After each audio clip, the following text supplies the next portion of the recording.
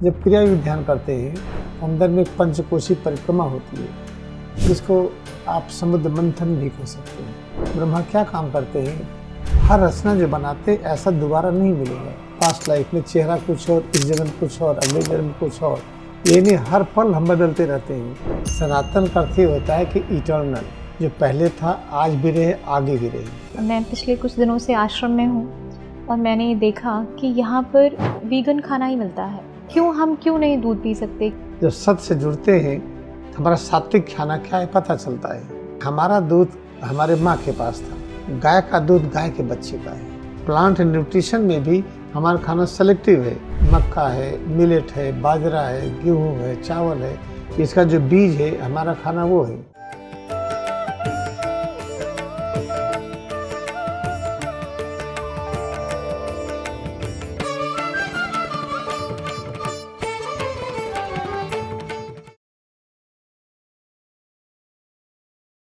नमस्कार दोस्तों, मैं अलका पीएमसी हिंदी के गुरु संगम कार्यक्रम में आप सभी का स्वागत करती हूँ।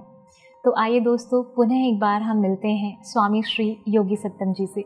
योगी सत्तम जी किसी परिचय के मोहताज नहीं हैं। जैसा कि हमने पिछले एपिसोड में भी देखा कि जो इनका संस्थान है जिसका नाम है क्रिया योग आश्रम एवं अनुसंधान केंद्र झूसी प्रयागराज, तो वहाँ पर ये क्रिया योग का बहुत अच्छे से वैज्ञानिक तरीके से प्रचार प्रसार करते आ रहे हैं। यह वही क्रिया योग है जिसका जिक्र स्वयं श्री कृष्ण भगवान जी ने श्रीमद् भगवद गीता में किया है।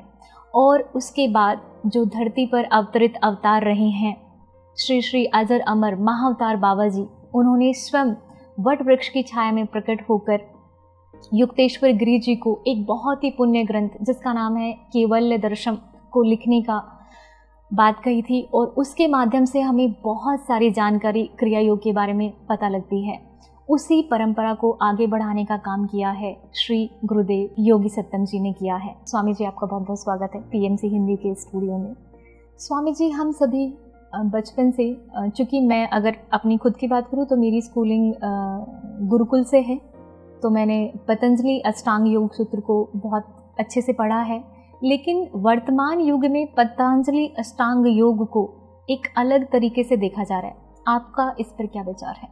जी, पतंजलि योग सूत्र, महर्षि पतंजलि का जो ज्ञान है, जब महाअवतार बाबा ने एक क्रिया योग नाम दिया, उसके पहले क्रिया योग नाम नहीं था। गीता में कर्म योग है और क्रिया योग नाम नहीं है। कर्म योग, ज्ञान योग, भक्ति योग, राजयोग, ये सब है। तो महाअवतार बाबा ने क्रिया योग नाम दिया क्योंकि गीता में जो यज्ञ का वर्णन है वो यज्ञ के लोगों ने ऐसा अभ्यास किया कि उसमें हिंसा बढ़ने लगी। नर बल, पशु बल। किसी के यहाँ बच्चा नहीं पैदा हो रहा तो कहते बगल बच्चे को मार दो तो आत्मा आ जाएगी। ये सब होने लगा तो महाअवतार बाबा ने कहा कि बड़ा अन्याय है, तो उसको उन्होंने यज्ञ शब्द को हटा के क्रिया योग कर दिया। तो महर्षि पतंजलि इसी क्रिया योग को ले लिया अपने सदग्रंथ में। महर्षि पतंजलि के टेक्स्ट में 4 चैप्टर हैं। पहला चैप्टर समाधिपाद है जिसमें योग की परिभाषा है। दूसरे चैप्टर में क्रिया योग है। तो अब क्रिया योग क्या है कि हम, लक्ष्य क्या है हमारे जीवन का? जुड़ना, मिलना। जुड़ना, मिलने को क्या कहते हैं? कैवल्य। कैवल्य कहते हैं यूनिफिकेशन। यूनिफिकेशन क्या है? ब्रह्मांड के हर चीज़ों से हम मिले हुए हैं, हमें अनुभव नहीं है। जब क्रिया योग ध्यान करते हैं अंदर में एक पंचकोशी परिक्रमा होती है जिसको आप समुद्र मंथन भी कह सकते हैं। उस मंथन में पता चलता है सब चीज़ अपने अंदर ही, बाहर नहीं है। तो जब पता चला सब अपने अंदर है तो हम सबसे जुड़े हुए हैं। ये जुड़ा हुआ नहीं अनुभव कर पाते, क्या दिक्कत है? तो इसलिए अभ्यास किया गया कि हम पूरी तरह से जुड़े हुए हैं। इसको अनुभव करने के लिए 10 लाख वर्ष व्याधि रहित समय चाहिए। व्याधि, चिंता भी एक व्याधि है, अज्ञानता एक व्याधि है। हम भविष्य नहीं देख पा रहे हैं, बीमारी है। अतीत नहीं देख पा रहे हैं, बीमारी है। अतीत, वर्तमान, भविष्य तीनों में एक साथ नहीं रह पा रहे हैं तो हम अपंग हैं, ये भी बीमारी है। ये सब बीमारी में आता है। तो व्याधि मुक्त कैसे होंगे हम 10 लाख वर्ष तक? जब गहरी नींद में सोते हैं जिस पे ये नहीं पता होता है कि हम लड़का हैं कि लड़की है, हमारी उम्र क्या है, हम किस देश के हैं, हमारा क्या प्रोफेशन है, क्या धर्म है, सबसे अलग हो जाते हैं। तो वो व्याधि रहित समय होता है, लेकिन दिक्कत क्या है कि वो अनकॉन्शियस होता है। हम कॉन्शियस व्याधि रहित हो ये कैसे प्राप्त करें, तब क्रिया योग आ गया। हमें 10 लाख वर्ष पाने के लिए जब हम 10 मिनट का अभ्यास करते हैं तो हमें 20 वर्ष का अचीवमेंट होता है। अगर एक दिन में हमने 50 मिनट का किया तो हमें 100 वर्ष मिल गया एक दिन में, तो 10 लाख वर्ष पाने में कितना दिन लगेगा? जो आप कैलकुलेट करिए तो लगभग 28 वर्ष आता है। चलो 30 वर्ष मान लें, तो सुनिश्चित हो गया कि अगर कोई 30 वर्ष क्रिया से जुड़ता है तो उसकी ऐसी स्थिति आ जाती है वो सर्वव्यापी अनुभव करता है। अतीत, वर्तमान और भविष्य, आदि, मध्य, अंत सब जगह एक साथ होता है। इसलिए ये जो कहा गया कि 10 मिनट का अभ्यास 20 वर्ष का विकास। फिर महर्षि पतंजलि का अष्टांग योग क्या है? यम, नियम, आसन, प्राणायाम, धारणा, ध्यान, समाधि, ये क्या है? तो ये जो 8 हैं योग की परिभाषा को बताते हैं। योग का मतलब क्या है? यम की अनुभूति। यम क्या है? सत्य। हम सत्य को पा लिए, सब पा लिए, तो आगे की जरूरत ही नहीं। तो फिर 8 कहाँ रह जाता है? हम सत्य को पा लिए, सत्य क्या जिसको अमरता कहते हैं, तो अहिंसा शब्द की भी जरूरत नहीं। तो योग परिभाषित करता है, योग का अर्थ है सत्य की अनुभूति, अहिंसा का अनुभूति। ब्रह्मचर्य का अर्थ क्या है? ब्रह्मा की तरह रहना। ब्रह्मा क्या काम करते हैं? प्रत्येक कर्म उनका अद्वितीय होता है। हर रचना जो बनाते ऐसा दोबारा नहीं मिलेगा। हर पत्ती अलग है, हर इलेक्ट्रॉन अलग है, हर एटम अलग है। जैसे हम ही पास्ट लाइफ में चेहरा कुछ और, इस जन्म कुछ और, अगले जन्म कुछ और, ये नहीं, हर पल हम बदलते रहते हैं।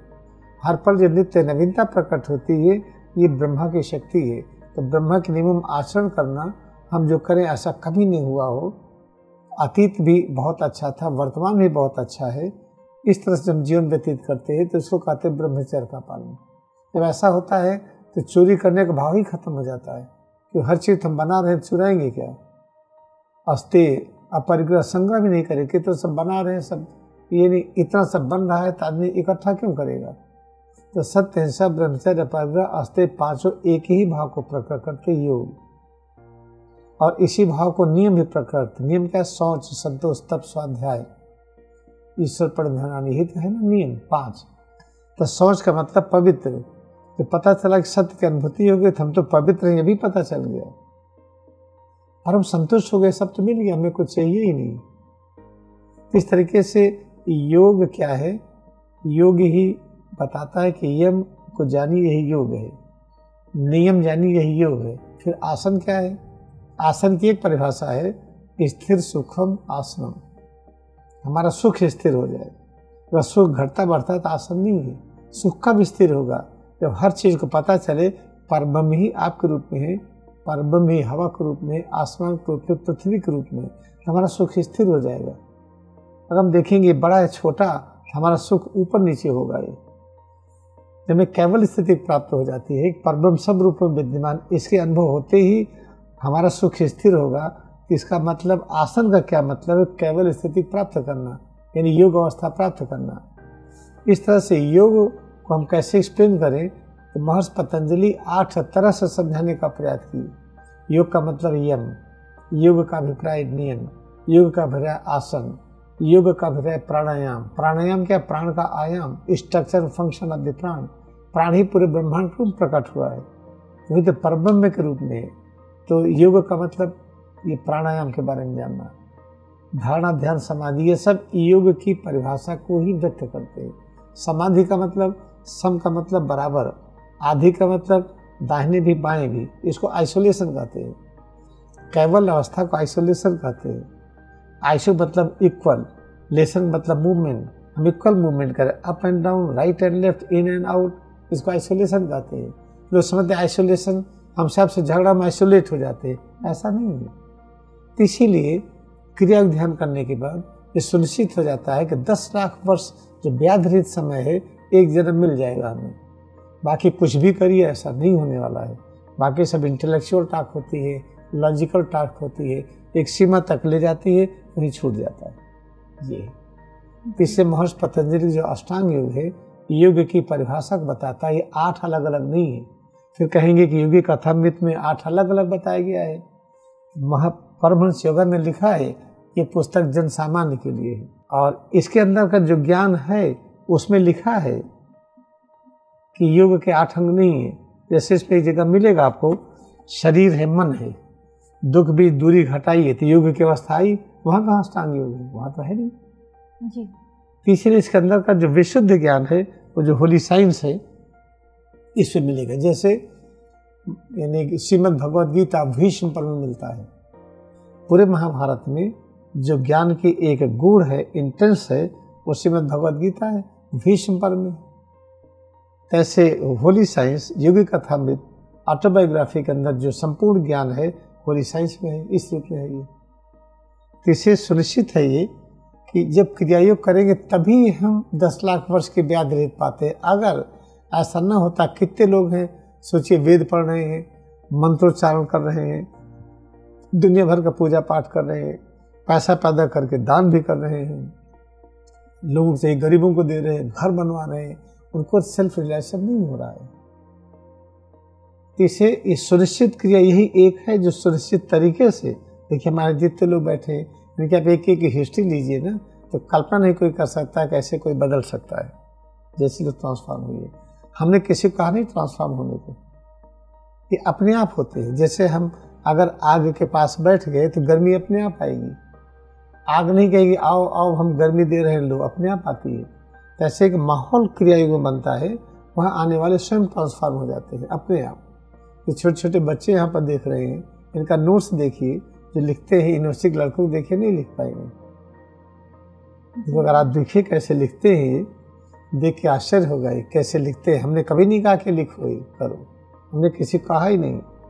यहीं पर एक लड़की, नाम नहीं बताएंगे कौन है, आती थी, खाने नहीं खाती थी, एक रोटी नहीं खाती थी, वही फास्ट फूड इधर उधर खाने की आदत थी। अब देखिए पूरा थाली अपना लगाती है, थाली में खाना खाती है, अपने आप धोती है प्लेट उसका, उसके मम्मी पापा यहाँ हैं, बड़े खुश हैं लोग, कैसे ट्रांसफॉर्म हो गए ये सब सुपर जीनियस है।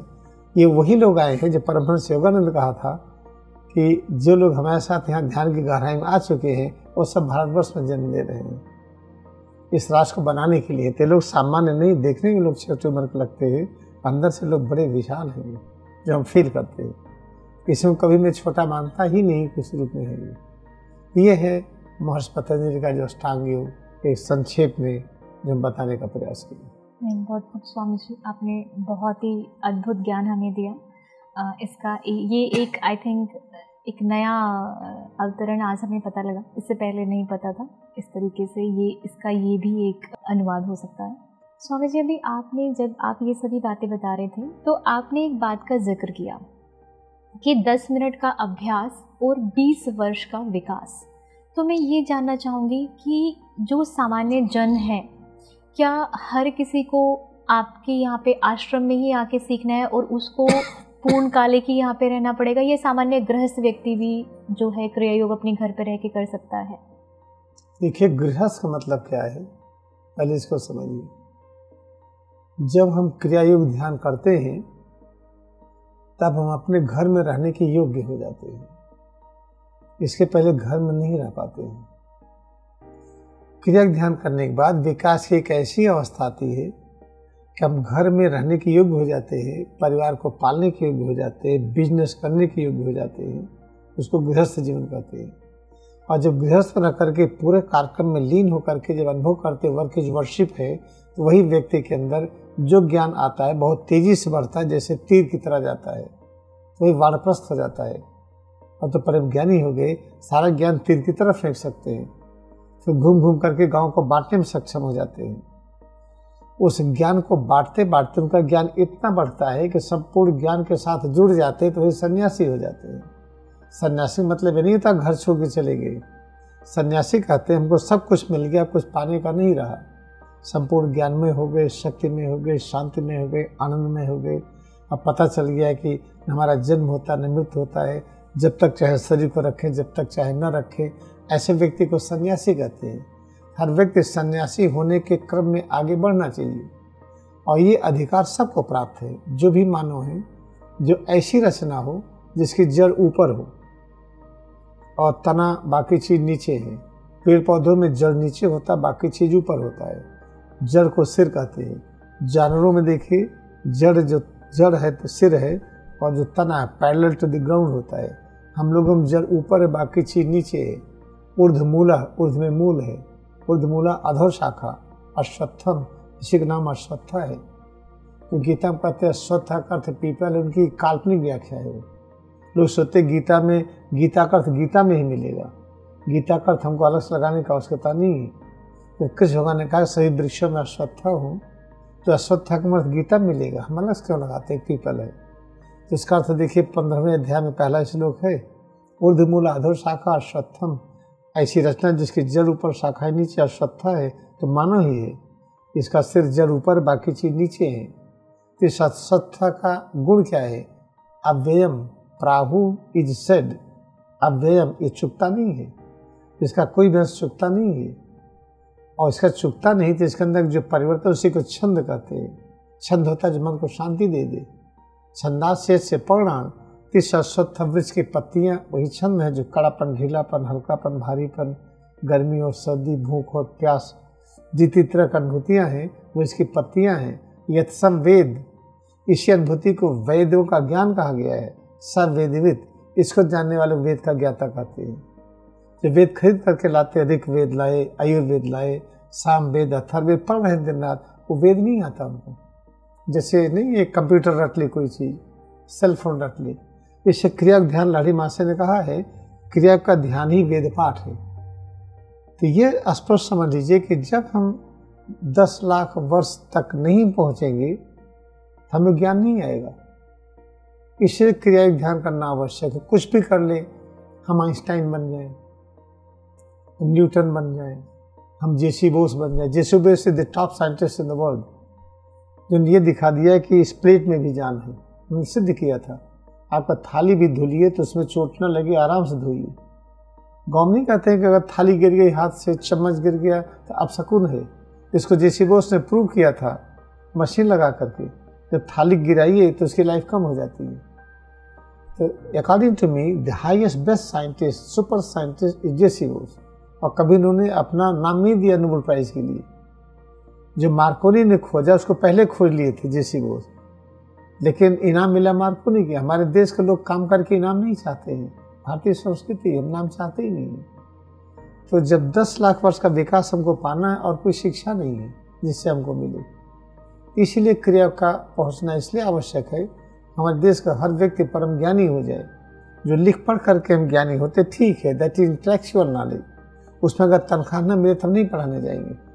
हम प्राइमरी क्लास के शिक्षक हैं या मिडिल के हैं, इंटर के हैं, यूनिवर्सिटी के हैं, कोई तनख्वाह न दे तो हम जाएंगे नहीं पढ़ाने, क्योंकि वो इंटेलेक्चुअल नॉलेज है। अगर सच का नॉलेज है तो तनख्वाह खुद आती है। परमहंस योगानंद जितने सेंटर्स बनाए कोई बना नहीं सकता है। उनके नाम पर कितने सेंटर्स बने, गए भी नहीं बन गया सेंटर्स, और एक पैसा कभी चार्ज नहीं लिए। ऐसे ही प्रोग्राम करते थे जैसे हम यहाँ करते हैं। तो वो शिक्षा नीति आनी चाहिए जिसमें अपने आप पैसा आता है। स्वामी जी, अभी आपने हमें इतना सारा ज्ञान दिया क्रिया योग का, जिसमें आपने जिक्र किया था कि 10 मिनट का अभ्यास और 20 वर्ष का विकास। उसी के दौरान आपने एक बात बोली जो कि मुझे उसने बहुत ज़्यादा आकर्षित किया। वो लाइन थी कि क्रिया योग का ध्येय है मन और मस्तिष्क की दूरी को शून्य करना। इस पर जरा प्रकाश डालिए कि क्या है। चलो सिंपल वे में, सरल तरीके से, सिर से पैर की उंगली तक, इसको हम शरीर कहते हैं। हमारे पास मन भी है। पता चला शरीर यहाँ है, मन चंद्रमा पर चला गया। आज पूर्णिमा है, अमावस्या है, मन चला गया हिमालय में, मन यहाँ चला गया, वहाँ चला गया। मन इंद्रियों के तल पे घूम रहा है, शरीर यहीं है। तो क्रिया योग में शरीर और मन के बीच में दूरी घटाते हैं। तो दूरी घटते घटते शरीर और मन के बीच में दूरी शून्य हो जाती है। तब दिखता है न शरीर है न मन है। तो दोनों नहीं है तो हुआ क्या?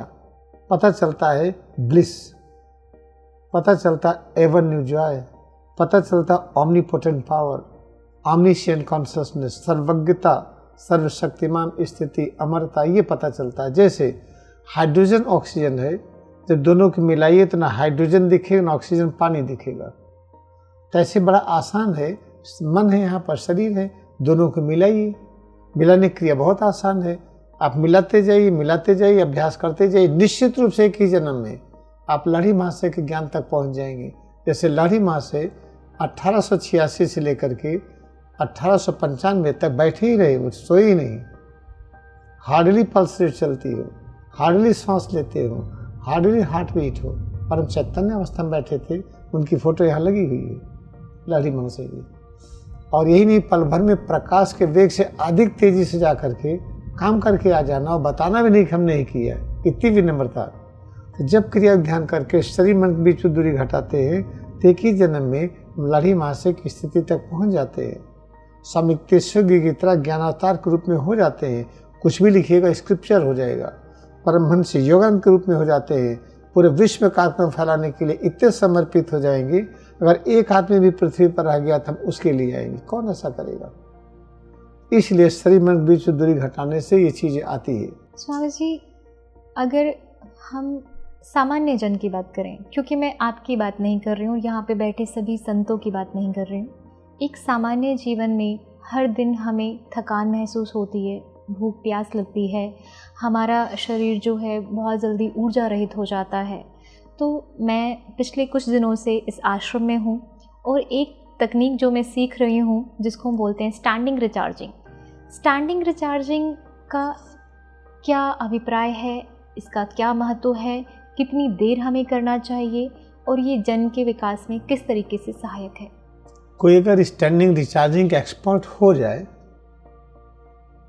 तो शरीर मन के बीच में दूरी शून्य हो जाती है, योगी की अवस्था आ गई। तो स्टैंडिंग रिचार्जिंग है क्या?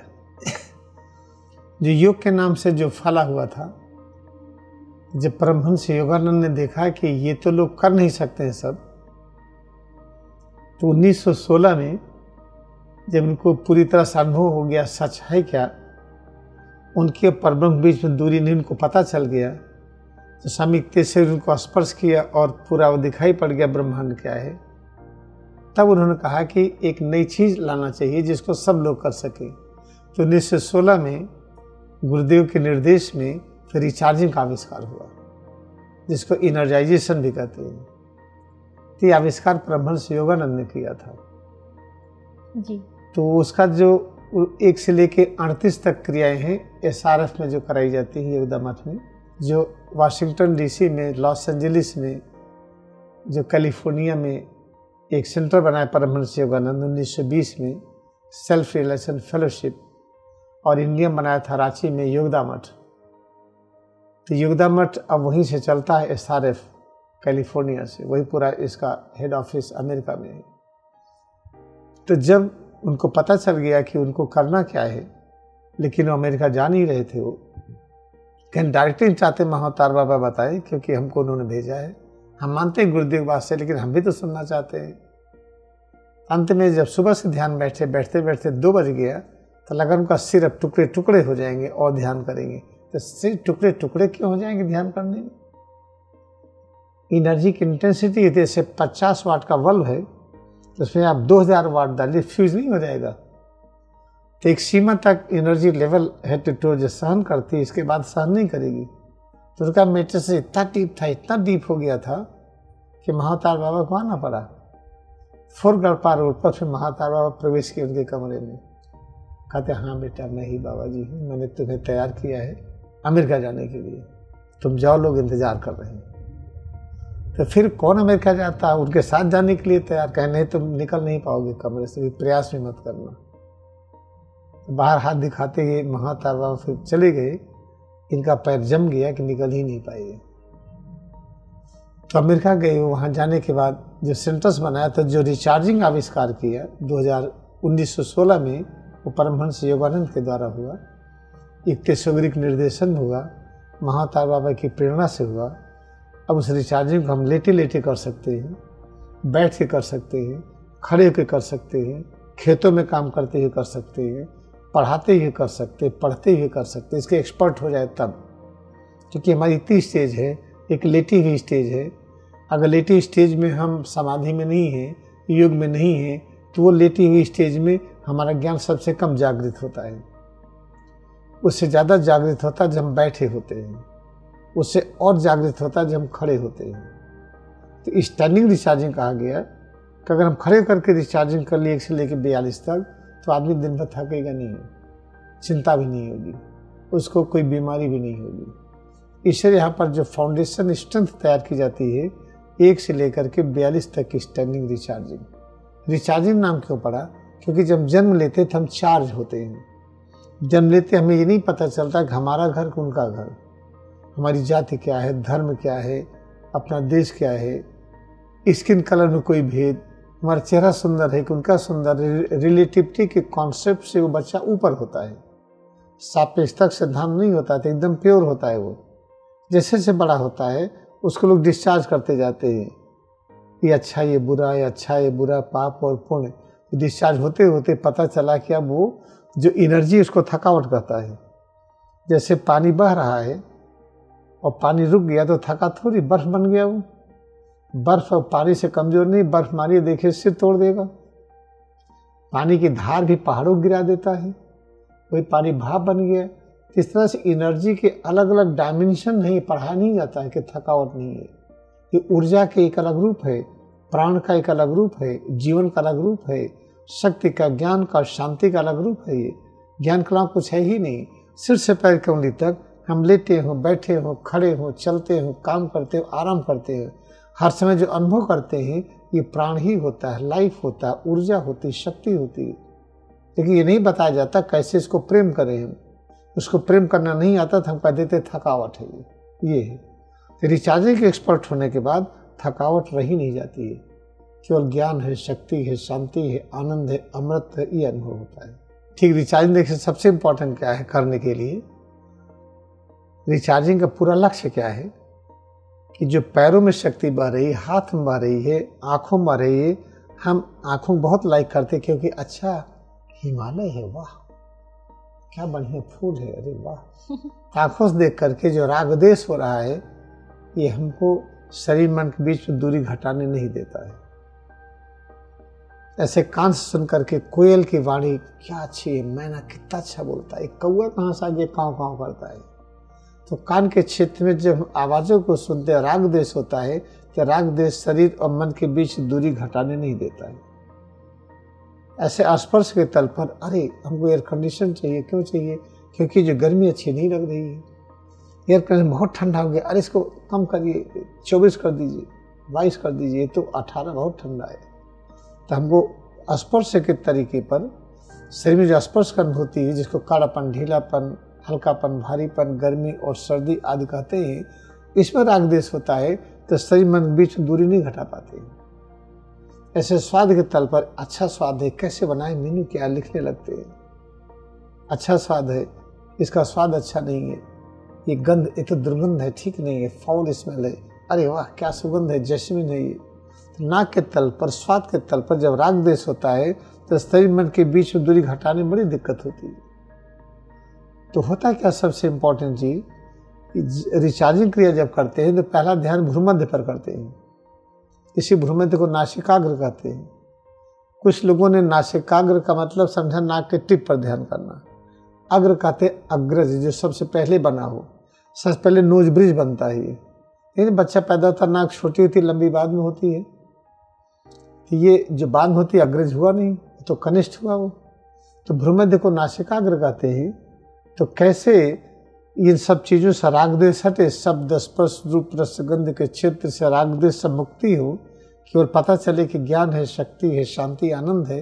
इसके पहला पॉइंट है कि हम भ्रूमध्य पर एकाग्र हों। और जब भ्रूमध्य पर एकाग्र हो तो भ्रूमध्य के सामने जो दिखता है इसके बारे में हमारी भावना, हमारे विचार, हमारी धारणा ठीक हो। ये जो दिखता है ये ज्ञान है, शक्ति है, शांति तत्व है, यही आनंद तत्व है। इसी में सब कुछ मिलेगा हमें। इसी में भगवान राम मिलेंगे, कृष्ण मिलेंगे, बुद्धा मिलेंगे, जीसस मिलेंगे, सब इसी मिलेंगे।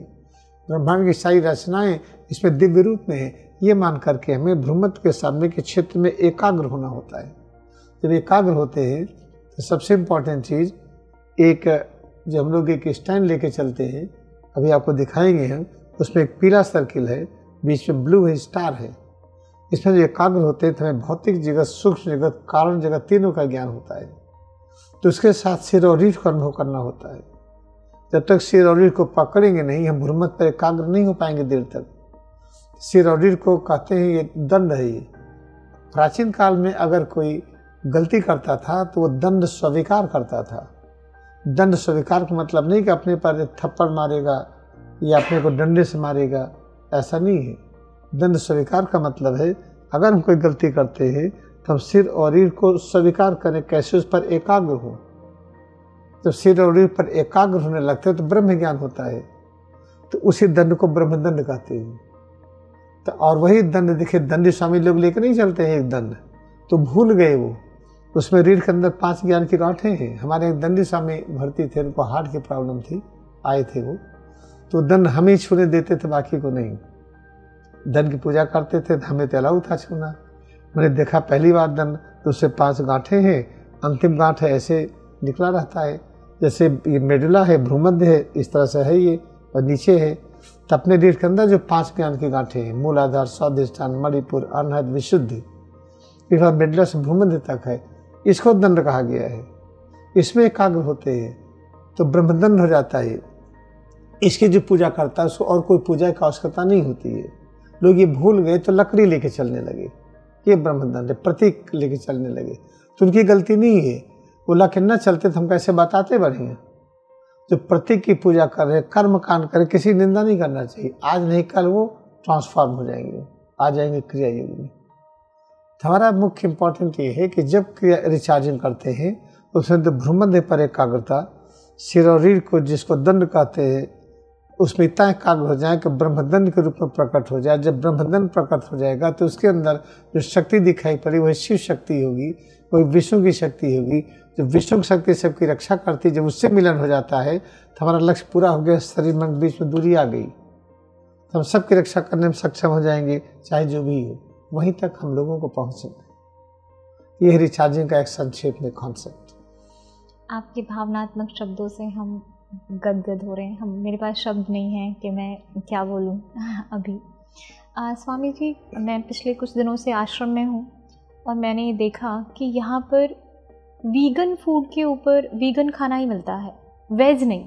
तो वीगन ही क्यों, वेज क्यों नहीं? हम क्यों नहीं दूध पी सकते? क्यों हम दूध की चाय नहीं पी सकते? ऐसा क्यों? देखिए, जब शरीर मन के बीच में दूरी घटा लीजिए तो हमें योग की अवस्था होती है, हम सत्य से जुड़ जाते हैं। जब सत्य से जुड़ते हैं तो हमारा सात्विक खाना क्या है पता चलता है। पता चलता है कि हमारा दूध हमारे माँ के पास था और मानव का दूध बहुत पतला होता है, गाय का दूध गाय के बच्चे का है, भैंस का दूध भैंस के बच्चे का है। हमारे मानव के पास एक्स्ट्रा पावर है, बुद्धि भी एक्स्ट्रा है कि हम चाहे गाय के जीन्स डाल करके उसको बदल दे, नस्ल ज़्यादा दूध देने लगे। जैसे बकरी है, गाय है, भैंस है, उनकी नस्लों को बदलने लगे, उनका स्तन बड़ा होने लगा, इतना बड़ा होने लगा कि इन्फेक्शन तक होने लगा। तो अपनी बुद्धि का दुरुपयोग किए हैं। रियलिटी क्या है कि हमारा दूध केवल हमारे माँ के पास है, किसी जानवर का दूध हमें नहीं लेना चाहिए। मान ली ले ही लिए तो क्या होगा, उसमें खतरा होता है कि जो एनिमल्स हैं, हमारे अंदर की कोशिकाएं, एनिमल की कोशिकाएं लगभग मिलती हैं। जब एनिमल प्रोडक्ट लेते हैं हम, विशेष करके जैसे गाय का दूध लिए, तो गाय का दूध या सुअर का मांस, इसके अंदर की जो प्रोटीन है हमारे अंदर की प्रोटीन के बड़े निकट होती है। तो प्रोटीन जब तक अमीनो एसिड में बदल ना जाए तब तक हमारे काम की नहीं है। जब हम दाल खाते हैं प्रोटीन, इसकी प्रोटीन बड़ी होती है, जब तक अमीनो एसिड बदलेगी नहीं हमारे ब्लड में नहीं आएगा वो। लेकिन जो एनिमल प्रोटीन, इसका एक अंश हमारे ब्लड में चला जाता है, फेवरेबल कंडीशन मिलती है, ये तो मिलता जुलता है, इसको जाने दो।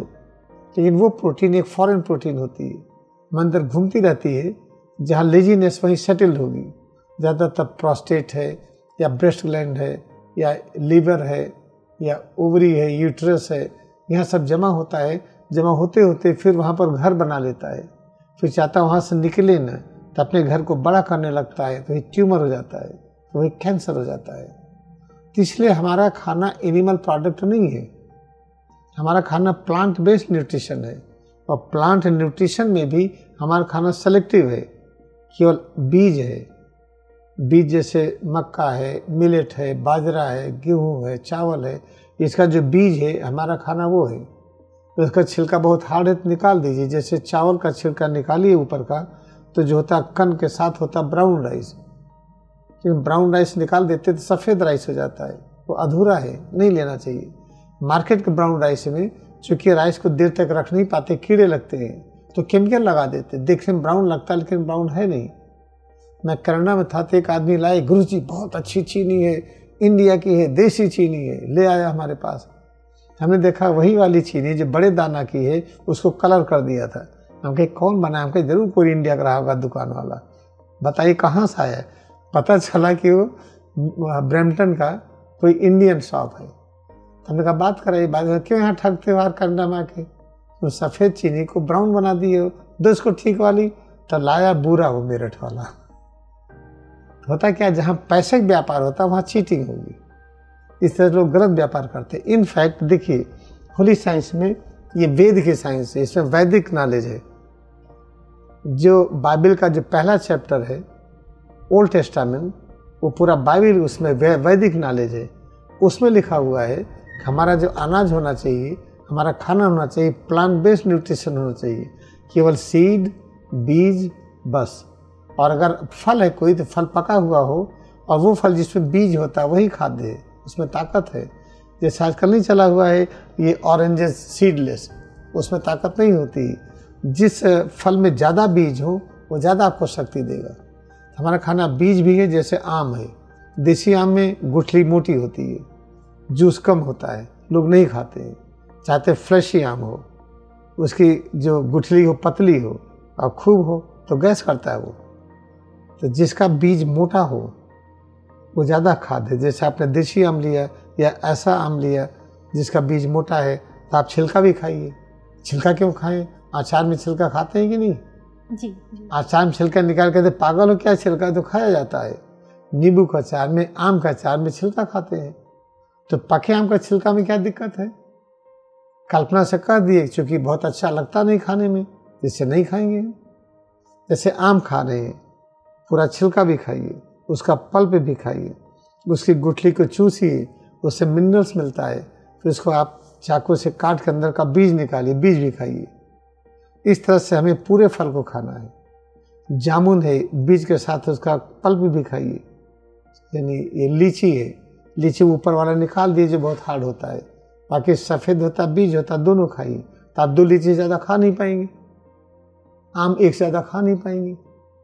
इस तरीके से हमारा खाना ही है प्लांट बेस्ड न्यूट्रिशन, और ऐसा फल जिसमें बीज हो, और ऐसे छोटे छोटे हर्ब्स जो अनाज वाले होते हैं, जैसे मिलेट है, बाजरा है, मक्का है, गेहूँ है, चावल, ये सब।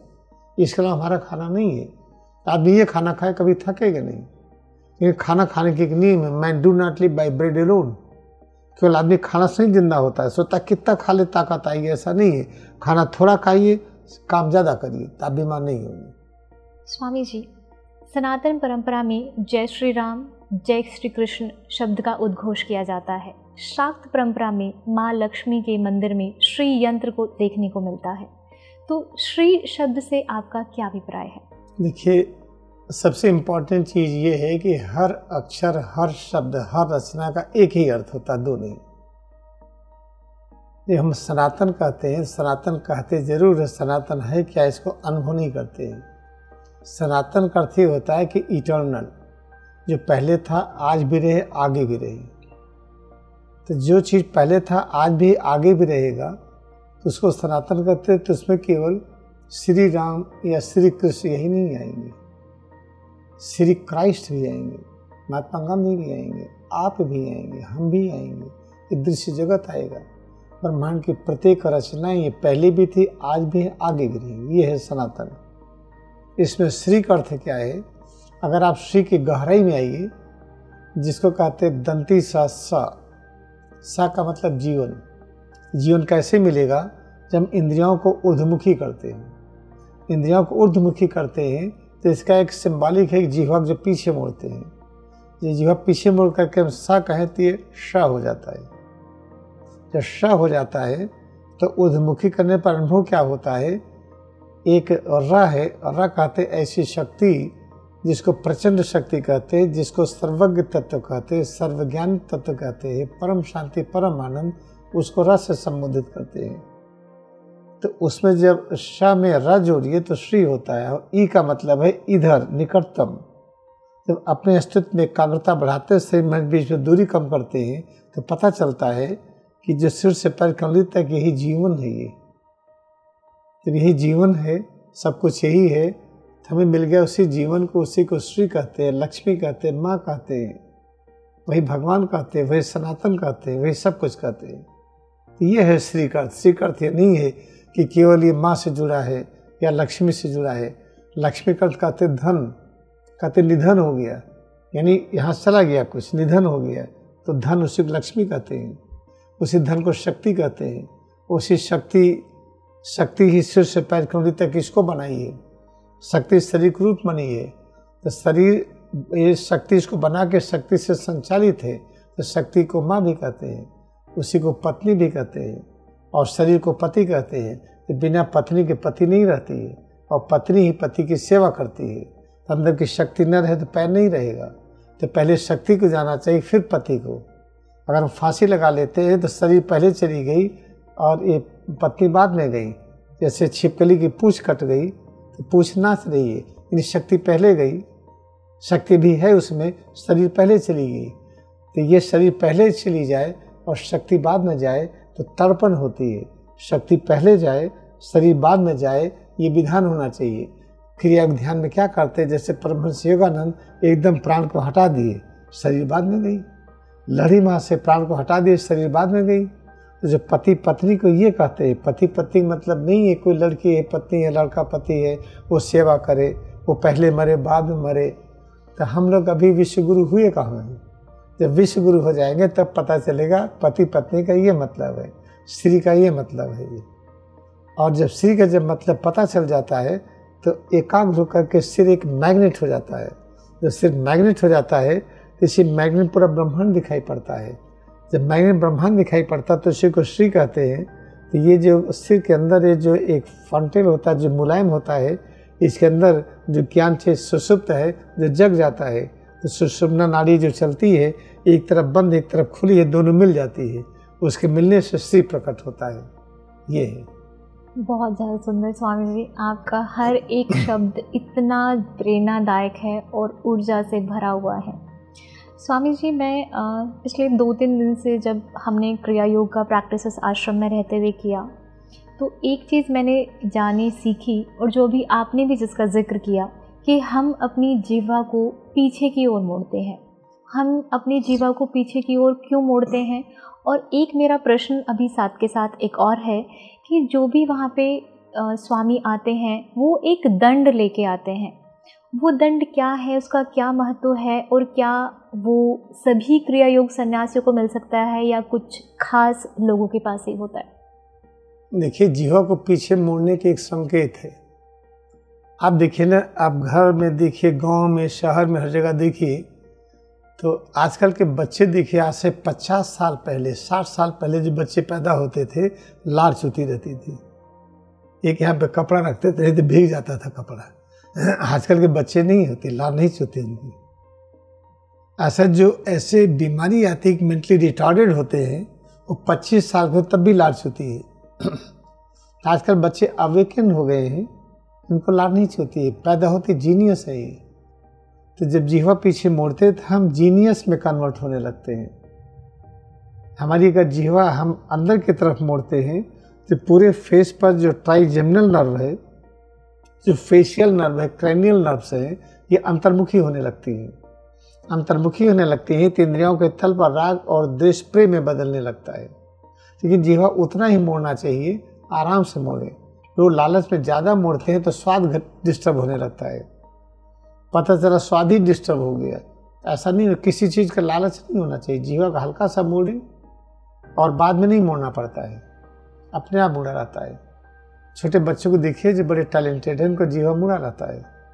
तो जीवा मोड़ने की अर्थ है ये। तो जीवा मोड़ करके भ्रूमध्य पर एकाग्र होकर के दंड, सिर और रीढ़ में मन के एकाग्र करके क्रिया का जब अभ्यास करते हैं, ये हमारे यहाँ बेसिक पॉइंट कहते हैं इसको। यानी हम योग में आने के लिए एक मुद्रा होती है, एक आसन होता है, एक स्थिति होती है। इससे पहली स्थिति यही है कि हम भ्रूमध्य को याद करें, भ्रूमध्य के सामने के क्षेत्र में एकाग्र हों, फिर सिर और रीढ़ में एकाग्र हों। तो ये जो आप कही थे, जो हमारे यहाँ लिख चलते हैं दंड, आप देखिए ना, महाताबा डेरा कहते, डेरा डंडी उठाओ। महाताबा भी डेरा डंडी उठाओ। गांधी जी लेके चलते थे हमेशा दंड। इसका मतलब हमने थोड़ा सा इसको चेंज किया है। ये है एक प्रतीक है, ये है मेडुला का क्षेत्र, मेडुला। इसके सामने भ्रूमध्य होता है, ये मेडुला क्षेत्र है जिसको माउथ ऑफ गॉड कहते हैं। और यहीं पर सब चीज़ें, यहीं पर हार्ट सेंटर है, रेस्पिरेटरी सेंटर है, इससे इसका ऑपरेशन नहीं हो सकता है। तो माथे के सामने जो देखते हैं मेडुला का रिफ्लेक्शन होता है, जब रिफ्लेक्शन एकदम एकाग्र हो जाते हैं तो उसमें 3 चीज़ें प्रकट होती है। येलो है भौतिक जगत, येलो की विजिबिलिटी अधिक होती है ना, फाग वगैरह में देखिए। भौतिक जगत मतलब जो विजिबल वर्ल्ड है, ये कहाँ से प्रकट हुआ है? एस्ट्रल वर्ल्ड से। एस्ट्रल वर्ल्ड जो है ब्लू है, वो जो है वो पीस का सिंबल है। और वो कहाँ से प्रकट हुआ है? कॉजल वर्ल्ड से जो ज्ञान है। ये बीच वाला देखिए, एक सिर है, 2 हाथ है, 2 पैर है। तो एक सिर है, 2 हाथ है, 2 पैर है। जब सच में बीच से दूरी घटाते हैं तो पता चलता सिर से पैर कमर तक ज्ञान का साकार रूप है। ज्ञान का साकार रूप व्यक्त करने के लिए ये स्टार बनाया गया, ये एस्ट्रल वर्ल्ड का ब्लू बनाया गया, येलो फिजिकल वर्ल्ड बनाया गया, ये क्या दंड बनाया गया। हमारे जैसे जो लोग हमारे साथ चलते हैं, हमने कहा कि आप ऑनर फील करिए, दंड लेके चलना है। लेके चलते इसके कई और फायदे आ जाते हैं। सामने कोई जानवर आ गया, आराम से उससे बच जाएंगे, गड्ढे से बच जाएंगे, कुछ होगा, कई और इनडायरेक्ट फायदा देता है। इसलिए इसको लेकर के हमारे यहाँ जो लोग चलते हैं, इसके पीछे ये है राज। सबको चलना चाहिए, कोई भी चले, गांव भर में चले। बार बार याद रखिएगा कि मेडुला का क्षेत्र है ये। जब क्रिया योग ध्यान करते हैं, जब जगता है ये, तो अपना तीनों जगत दिखाई पड़ता है, भौतिक, सूक्ष्म और कारण जगत दिखाई पड़ता है। फिर उसके परे जाते हैं, कारण जगत के बाद फिर हम परे जाते हैं, जिसको दशम द्वार कहते हैं, महर लोक कहते हैं, एटम कहते हैं, उसको कहते हैं। नहीं, listen through the atom, what does it mean? Listen by thy heart, what does it mean? हम मेडुला में आ गए ना। फिर पता चला, उसके बाद सुपर कॉन्शियस स्टेट होती है, जन लोक, तपो लोक, सत्य लोक हो जाते हैं। उसके नीचे सब दूसरा लोक होता है। ये है इसका मतलब। स्वामी जी, मैं आपसे एक और चीज़ जानना चाहती हूँ। जैसे हम चक्र के विज्ञान, जो हमारे शरीर में 7 चक्र हैं, चक्रों के विज्ञान के बारे में अलग अलग लोगों की अलग अलग मत हैं। आपका क्या विचार है? और क्या हमारे भौतिक शरीर में अगर कोई कष्ट आता है, जैसे कि मैं बात करूं, आपने बोला कि पहले आपकी आंखों की रोशनी कम थी, आपको चश्मा लगाए बिना अपनी चप्पलें नहीं दिखाई देती थी, मायोपिया था, -20 डॉक्टर। तो क्या इसका संबंध हमारे मणिपुर चक्र से है? नहीं, सभी चक्र से है, कोई एक चक्र नहीं होता, सबका संबंध सबसे होता है। तो ये चक्रों का ज्ञान ये क्या है? अपने अंदर में जो चक्र है वो प्लेक्सेज के अंदर मिलते हैं। जब अपने सिर और रीढ़ को ब्रेन स्पाइनल कॉर्ड में आइए, तो ये सेरेब्रल प्लेक्सेज, मेडुलरी प्लेक्सेज, इसके पीछे ये है सर्वाइकल प्लेक्सेज, सीना के पीछे डोर्सल प्लेक्सेज, पेट के पीछे लंबर प्लेक्सेज, फिर नीचे कॉक्सिजियल, ये सेक्टल कॉक्सिजियल प्लेक्सेज। तो 7 प्लेक्सेज है। इसके अंदर जो ज्ञान का सूक्ष्म रूप है उसको कहते हैं मूलाधार, स्वाधिष्ठान, मणिपुर, अनहद, विशुद्धि, आज्ञा। वो चक्र आंखों से नहीं दिखते, खोलने पर नहीं दिखेगा, वो सूक्ष्म चीज़ है। वो आपको खोलने पर केवल प्लेक्सेज दिखाई पड़ेंगे, नर्व के गुच्छे दिखाई पड़ेंगे, उसके अंदर चक्र है, ध्यान में ही दिखेंगे। और फिर जब ध्यान गहराई में आएगा, सब चक्र मिलके एक हो जाते हैं। जब चक्र मिलके एक हो जाए, चक्र गायब हो गए, चक्कर ही खत्म हो गया। इसे विवेकानंद कभी आपको चक्र के बारे में नहीं कभी जिक्र किए। स्पिरिचुअल जायंट थे, उसके सबके पार इमीडिएटली थे। फिर जब मेडुला में आते हैं तो सारे चक्र मिलके एक हो जाते हैं। फिर और चक्र हमेशा देखिए परिक्रमा करता है, राउंड राउंड। तो परिक्रमा एक चीज़ होता है, जैसे हम क्लॉकवाइज करें तो एंटी क्लॉकवाइज भी किया जाता है, दोनों में किया जाता है। परिक्रमा का मतलब क्या है कि कोई परिधि है, हर चीज़ को परिधि के रूप में ही होना चाहिए। परिधि का हर चीज़ बिगनिंग और एंड है। एक सर्किल है, हर चीज़ बिगनिंग और एंड है। तो परिक्रमा का अर्थ क्या है? जब ये पता चल जाए बिगनिंग और एंड एक है, जब बिगनिंग एंड एक होता है, इसका मतलब टाइमलेसनेस है, सर्वव्यापकता है, वही मानव का लक्ष्य है। ये है थोड़ा सा चक्र के बारे में जो अल्प रूप में है, बाकी विस्तार से बड़ा इंटरेस्टिंग है। स्वामी जी, भारतवर्ष में क्रिया योग के अनेकों संस्थान हैं। इसकी प्रामाणिकता में संशय है कि हम किसका अनुसरण करें और किसका नहीं। देखिए, बहुत आवश्यक है जानना, क्रिया योग फैलना शुरू हुआ जब योगी कथामृत ये आई, जो कि होली साइंस 1949 में आई। उसको समझना कठिन है लोगों को। ये बड़ा एक अट्रैक्टिव पुस्तक है, धर्म ग्रंथ है। ये सबको समझ में भी आती है, अच्छा भी लगता है, बेस्ट सेलर भी है। और 1946 से आज तक सर्वाधिक बिकने वाली है और ये सबको ट्रांसफॉर्म करती है। इसमें क्या लिखा है, क्योंकि परमहंस योगानंद को लाहिड़ी महाशय ने कहा था, उनकी माँ से जो पैदा हुए थे, तो उनकी माँ लेके गई लाहिड़ी महाशय के दर्शन कराने। योगानंद को गोद में लेके कहते हैं, मैं तुम्हारा पुत्र आध्यात्मिक इंजन होगा, लाखों को ले जाएगा भगवान की तरफ। इस तरह परमहंस योगानंद जो सेंटर बनाए, दैट इज ऑथेंटिक। वो योगदा मठ रांची में, self reliance fellowship Los Angeles California America में, दोनों सेंटर इसके मेन हैं। वहाँ से जो कुछ पब्लिश होता है, जो परमहंस योगानंद सिखाया है, लेसन्स के रूप में भी है। लगभग 180 लेसन्स हैं, बाकी उनके पब्लिकेशंस हैं, उनके कुछ लेक्चर्स भी हैं, उनकी गाए हुई स्वयं के शब्दों में भजन भी है। तो ऑथेंटिक है। अगर क्रियायोग आश्रम प्रयागराज का, इलाहाबाद का एग्जैक्टली वही बताता है, आपको उसी में ले जाके मिलाता तो सही है, नहीं तो यहाँ नहीं आना चाहिए किसी को। हम रियलिटी कहते हैं कि अगर प्रयागराज में, इलाहाबाद में, जहाँ स्वामी तीर्थगिरी को स्वामी की उपाधि दिया महातार बाबा ने, यहाँ बहुत देर तक रहे भी, क्रिया का मंदिर ही बना हुआ खर्चक के ऊपर, पूरी दुनिया में नहीं है। तो अगर यहाँ पर जो हम सिखाते हैं एग्जैक्टली वही है जो होली साइंस में है, या जो परमहंस योगानंद सिखाए थे, जो लाहिड़ी माँ से, तो ठीक है।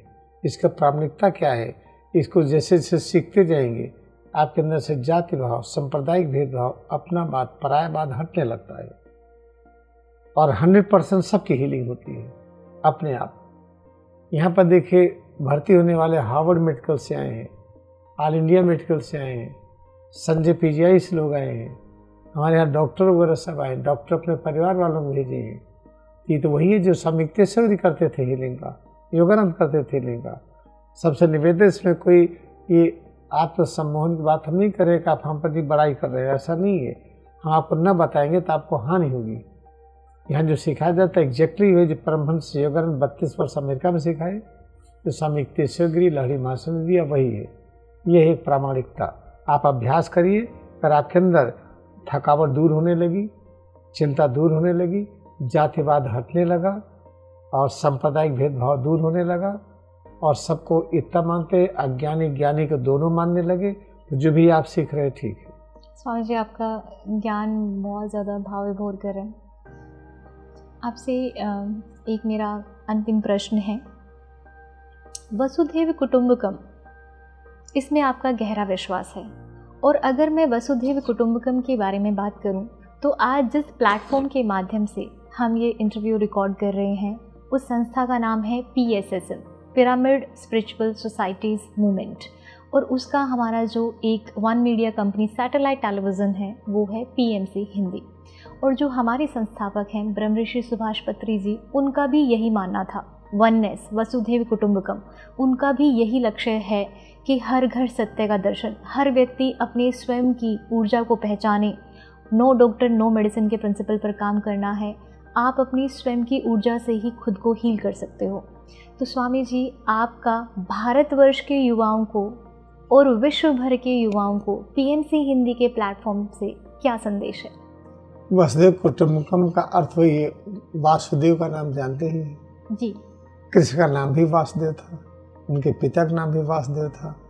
कृष्ण की शक्ति जानते हैं, विष्णु की शक्ति जो सबकी रक्षा करे।